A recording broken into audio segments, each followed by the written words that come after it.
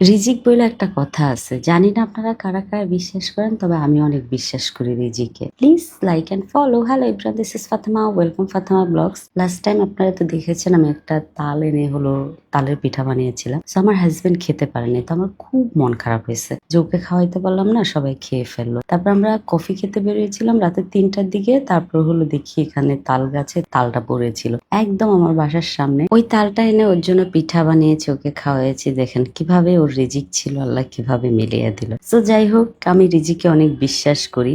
আর এই যে দেখেন আমার সায়ান যারা, তারা হলো আমার লাইফের সবচেয়ে বেশি খুশির জায়গা, যাদেরকে দেখলেই আমার সকাল সকাল উঠে মনে হয় আমি বাঁচার জন্য নতুন জীবন পেয়েছি, এরকম মনে হয়। আমি জানি না আপনারা কারা কারা বাচ্চাকে এত বেশি ভালোবাসেন। সব মাই বাচ্চাদেরকে প্রচুর ভালোবাসে। মা মানেই তো অনেক বেশি ভালোবাসা, তাই না? যেমন যারা, সায়ান, আপনারা যারাকে নিয়ে আমাকে অনেক কোশ্চেন করেন, কিন্তু আমি এই কোশ্চেনের অ্যান্সার কোনোদিন দিতে চাই না। আমার যারা যেদিন বড় হবে সে আপনাদেরকে এই কোশ্চেনের অ্যান্সার গুলা দিবে। সো এই যে বাচ্চাদের সাথে খেলা করতে করতে না আমার পুরো মাথা ঘুরে গেছে, কারণ ওদেরকে ঘুরাইতে যে আমার পুরো মাথা ঘুরে গেছে। আমি এত সুন্দর করে খেলনা গুছিয়েছি আর সায়ান সবগুলা খেলনা নষ্ট করেছে। আমি খুব আপসেট হয়েছি। আমি তখন সায়ানকে একটু বকা দিয়েছিলাম আর সায়ান তো কান্না করে হুলস্থুল অবস্থা। ওর কান্না দেখে আমার নিজেকে মনে হচ্ছে আমি কোনো ক্রাইম করেছি, আমি সবচেয়ে ভুল করেছি। মানে ওকে বকা দিয়ে আমার নিজের এরকম ফিল হয়। আমার মনে হয় এরকম সবগুলা মায়েরই হয়, তাই না?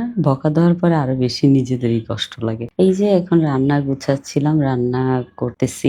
তবে রান্নার একটা জিনিস কি জানেন, আপনি রান্না যত বেশি মন দিয়ে করবেন আপনার রান্না তত বেশি টেস্টি হবে। আমার বাসার যেমন আপনারা দেখবেন আমি খুবই কম রেস্টুরেন্টে খাই, কারণ আমার বাসার সবাই বাংলা খাবার খেতে খুবই পছন্দ করে। হ্যাঁ, জায়ান বিশেষ করে, জায়ান হলো একটু চাইনিজ, তারপর আপনার থাই, এই টাইপের খাবার একটু পছন্দ করে বেশি। যেহেতু ও বিদেশে জন্মগ্রহণ করেছে, ওর মানে বনটাই ওইভাবে হয়েছে যে ও আদার স্মেল পছন্দ করে, বাংলা খাবারের স্মেল ও একটু কম পছন্দ করে। সো এই যে সায়ান জারাকে নিয়ে আজকে আমি একটু বের হচ্ছি, কারণ ওদেরকে নিয়ে একটু ঘুরতে যাব। যেহেতু জায়ান ওর মানে বেড রেস্টের টাইম, সো সেই জন্য কোথাও বের হওয়া হয় নাই সায়ান জারাকে নিয়ে। তো আমি ভাবলাম আমি একটু সায়ান জারাকে নিয়ে ঘুরে আসি, ওদেরও মন ভালো হয়ে যাবে। সো বনানীতে একটা জোন আছে যেখানে বাচ্চাদের এই সুন্দর খেলার জায়গাটা, আমাদের জন্য খুবই ভালো হয়েছে এটা। কারণ বাচ্চারা যখন মন চায় তখন চলে যেতে পারে এখানে।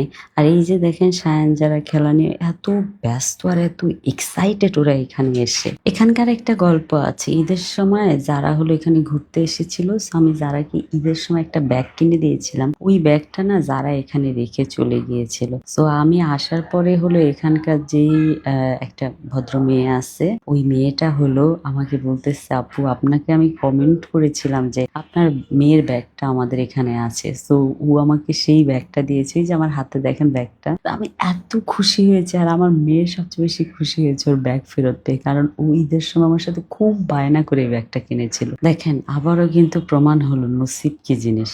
তার নসিবে ওটা ছিল বিদায় কিন্তু সে আবার ব্যাগটা ফেরত পেয়েছে। আর বাচ্চারা এখানে আসলে না বাবা মা কাউকেই চিনে না, কারণ তারা খেলা নিয়ে খেলার জগতেই ঢুকে যায়। তো আমি আমার বাচ্চাদেরকে বলতেছিলাম প্লিজ চলো, কারণ জায়ান একা বাসায়, তারা পাত্তাই দেয় না। এই যে দেখেন তারা ডান্স করতেছে, খুবই মজা লাগে এই জায়গায় যে আমার। তবে এখানে আমার সবচেয়ে বেশি মজা লাগে কি, যে গেমস খেলা। তবে আরেকটা জিনিস কি জানেন, গেমস খেলে আমি কখনোই কোনো কিছু করতে পারি না জায়ান ছাড়া। তো এই জায়গায় আমি জায়ানকে খুবই মিস করেছি। Thank you so much for watching my video. Bye bye, আল্লাহ হাফেজ।